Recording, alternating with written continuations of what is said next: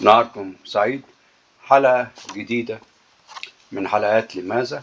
النهاردة هتكلم عن لماذا 30 يونيو لم تكن ثورة.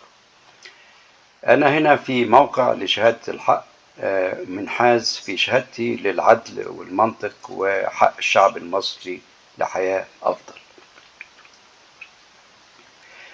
اللي حصل في 30 يوليو 2013 بعد جمع توقيعات تمرد، خرجت مظاهرات احتجاجية وانتفاضة عظيمة كانت استمرار وامتداد لثورة 25 يناير. ببساطة اتعملت بقصد انها تكون في نفس اليوم اللي اتولى فيه مرسي الحكم، يعني بعد مرور سنة، واتعملت في عدد كبير من المحافظات. نزل ملايين من الشعب، من الشباب والأحزاب وحركات المعارضة، وكان أكبرهم كان حركة تمرد، وكان معاهم 22 مليون من توقيعات تمرد. كانت المظاهرات هدفها الوحيد سحب الثقة من الرئيس مرسي، يعني المطالبة بإجراءات انتخابات رئاسية مبكرة.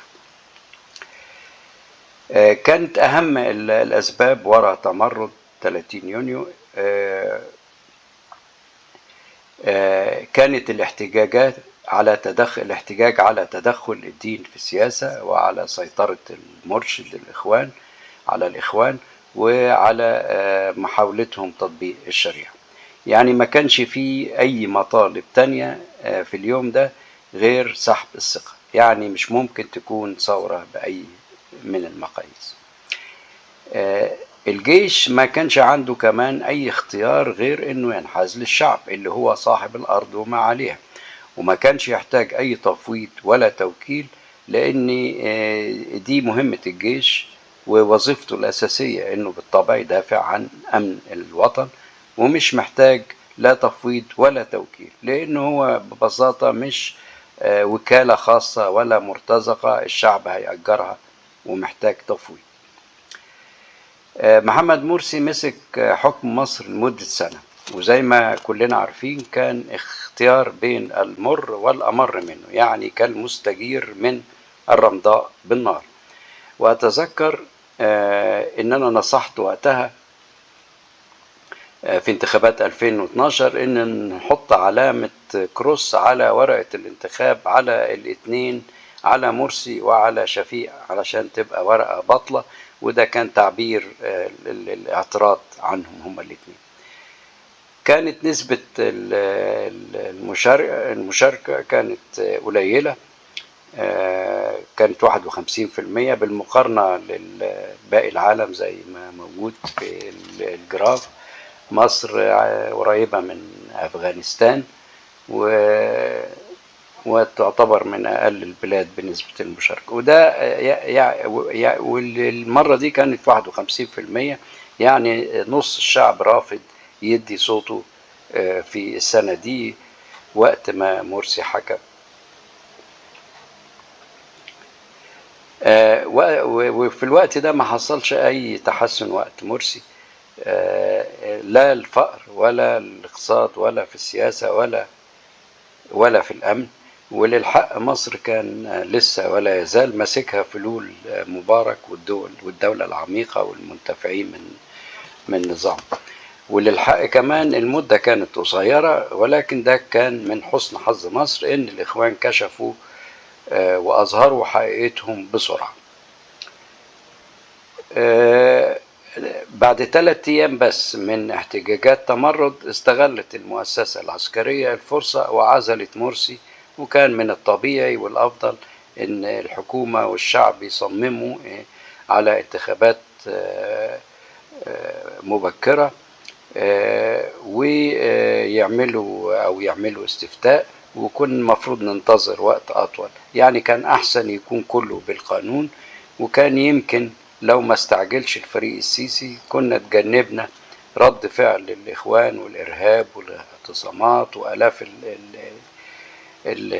القتل. ونتمنى في المستقبل أن التاريخ يحاكم اللي تسبب في التسرع وأخذ هذا القرار. التسرع واستغلال أمن الشعب هو دليل بيأكد للمرة العشرة عدم فهم العسكريين في السياسة. وطبعا حجة التفويض حجة سخيفة وخدعة، لأنه زي ما قلت الدفاع عن أمن الوطن لا يحتاج لا تفويض ولا توكيل، لأن دي مهمة الجيش ووظيفته الأساسية الطبيعية. دلوقتي النظام العسكري بعد ما خدع الشعب في مسألة التفويض روج لخدعة تانية، وهي انه لولا انحياز الفريق السيسي للشعب ما كانش اسقطنا الاخوان. يعني انا عاوز افهم يعني ايه لو ما كانش انحاز للشعب؟ ومال هينحاز لمين؟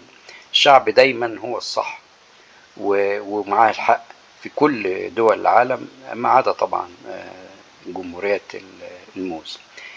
ولكن الحقيقة ان 22 مليون توقيعات تمرد والملايين في مظاهرات 30 يوليو هي السبب الحقيقي لإسقاط حكم الإخوان، وكانت كافية، وكان على الجيش تنفيذ مطالب الشعب بدون شرط انه يحكم. اختيار معظم الشعب للسيسي وتفويضه كان لخوفهم من الإرهاب، وكمان الثقافة اللي عندنا اللي هي ان نعرفه احسن من اللي ما نعرفوش. ولكن عند الكثير من المعارضة كانوا غير راضيين ومن وقتها ابتدت عمليات القمع والسجن والنفي زي ما احنا عارفين. ما كانش طبعا في الحسبان من 2013 النظام العسكري يتعمد ان يتغلغل بقوة في كل مفاصل الدولة، وهو ما بيندم عليه الشعب دلوقتي، لانه هيكون من الصعب جدا فك الاشتباكات الاقتصادية اللي توغل فيها الجيش، وحتى انه بقاؤه اصبح بيعتمد على المزيد من القمع السياسي والاقصاء والسجن والنفي للمعارضة زي ما بيحصل دلوقتي، زي ما موجودة في الصورة كلهم ناس اتنفت ومنعت من الكلام، اتكممت الأفواه.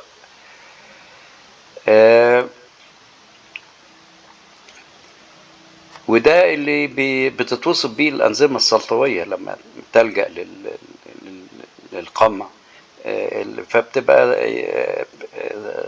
أنظمة سلطوية اللي بتعمل كده يعني.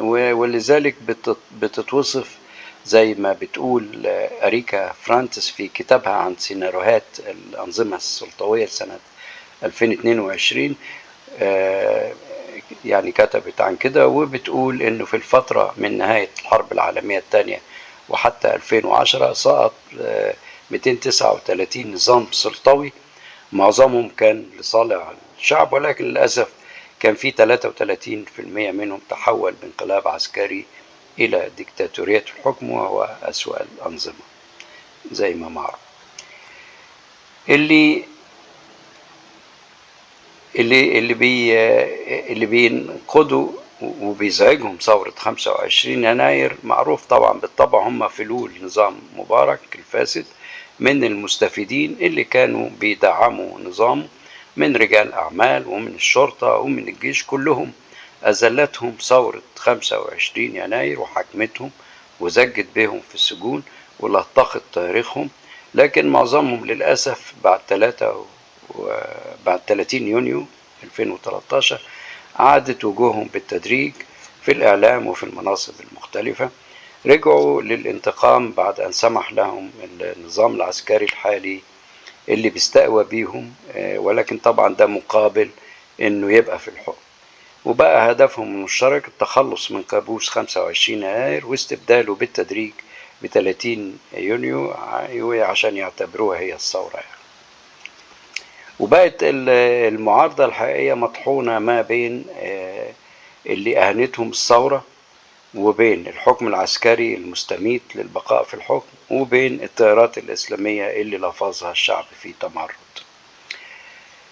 فالتيارات الإسلامية وزي ما معروف بيهمها بس الانتقام من المؤسسة العسكرية وإسقاط السيسي لاعتقادهم إنهم وراء هزيمتهم، وما يهمهمش لا مصر ولا النيل ولا الحضارة ولا الديمقراطية زي ما قالوا كذا مرة طز في مصر. اللي يهمهم بس هو الوصول إلى الحكم لتطبيق الشريعة وخرافات الخلافة وما إلى ذلك.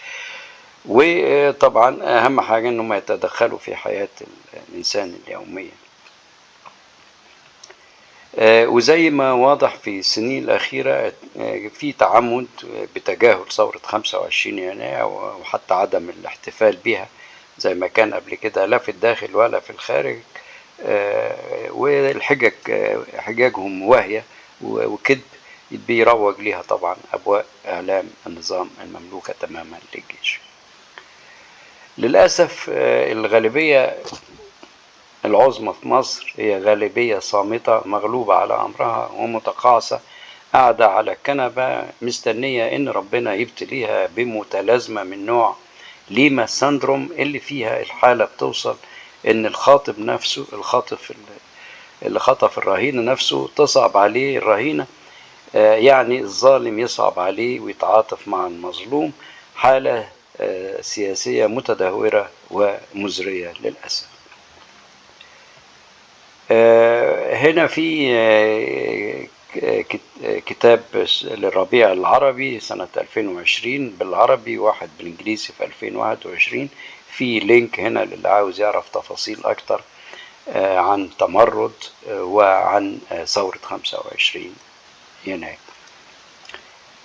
وفي طبعا كتب كتيرة كتبت عن ثورة الربيع. طبعا تبقى اتخدعت لو صدقت ان الحكم العسكري يمكن يتحول الى حكم ديمقراطي. مفيش دولة واحدة نجحت في كده على مدى التاريخ، ووثق ده الباحث ستيفن ليفيتسكي في كتابه الموجود هنا كتاب اسمه الاستبدادية التنافسية. وطبعا في عشرات الكتب والأبحاث غيره اللي اتكلمت في نفس الموضوع. شكرا للمتابعة، وإلى لقاء قادم من حلقات لماذا تحت شعار الديمقراطية هي الحل.